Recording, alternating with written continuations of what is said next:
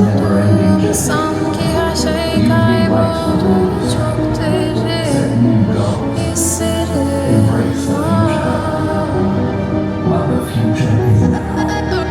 Omzum yükle doldu ama bende vazgeçmek yoktu. Bitmedi, bitmedi, bitirmedi. Ben özel değilim ya da öyle bir şey ama sen varken hep böyle hissettim, öyle hissettim. Yanan her şey görünmüyor olmalı. Bunu sen de hatırlarsın da artık